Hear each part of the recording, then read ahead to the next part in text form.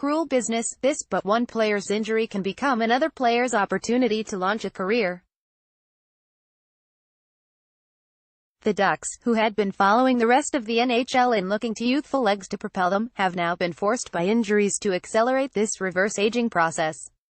The rapid transition will carry some risks, but it also brings immense promise.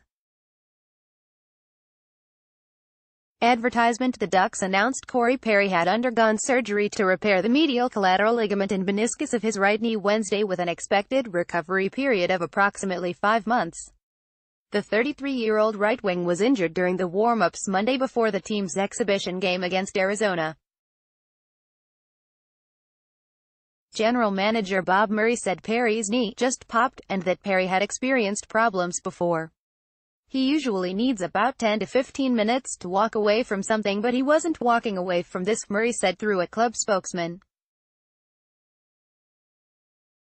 Perry's production had declined the past few seasons from his peak in 2010-11, when he led the NHL with 50 goals and was voted the league's most valuable player, and he often was more than a step behind the play last season while scoring 17 goals in 74 games.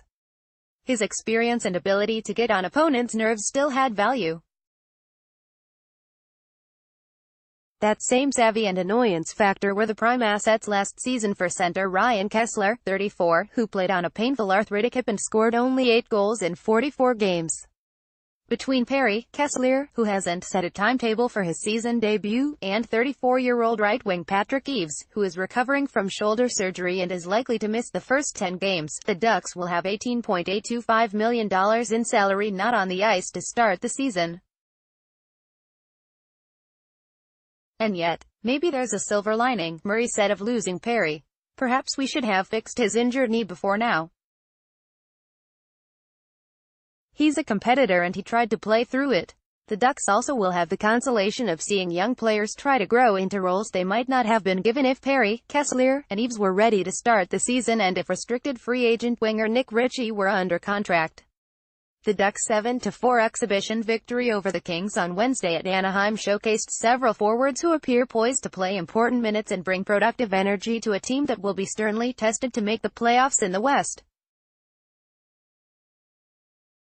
Kings defensemen Oscar Fantenberg and Paul Ledoux are fighting for Kings roster spots by Curtis Zupka. September 26, 2018, 9:40 p.m. Max Comtois, a 19-year-old who was chosen by the Ducks in the second round and 50th overall in the 2017 draft, was impressive in racking up an assist and scoring 2 goals, for a total of 3 in 4 games, at left wing with 2018 first-round pick ISSC Lundestrom and veteran winger Brian Gibbons.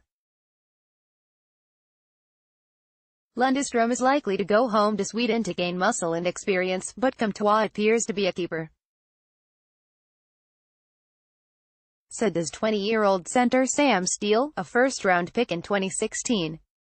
My main goal coming in was to make the team, so every night I get the chance to put on the skates and go out there and do my job. I just try and give my 100% and try to make a push to stay here, said Comtois, whose sturdy 6'2", 205-pound build will help his chances. Terry, a 5th-round pick in 2015 who played 3 seasons at the University of Denver and represented the U.S. at the Pyeongchang Olympics, has held a prime spot on the right side with Rickard Rakell and Ryan Getzlaf. Kiefer Sherwood, the recipient of rare praise from coach Randy Carlyle, undoubtedly won points when he got into a tussle Wednesday night with Kings forward Drake Rimsha. Our youth has had success on the offensive side at lower levels, and hopefully they can transition and continue to grow their game at the NHL level and continue to provide offense, and that's really what we're most encouraged by, Carlyle said. These players are stepping in and showing us they were worthy of where they were selected. It also works in the kids' favor that Carlyle has said he intends to use 4 lines and give them balanced playing time.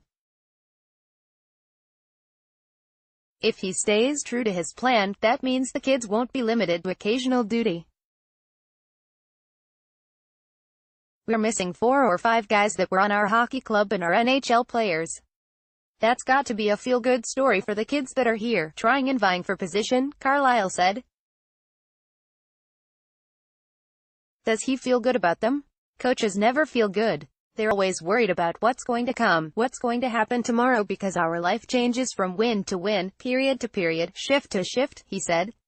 Success from some of those talented kids could make him feel a lot better.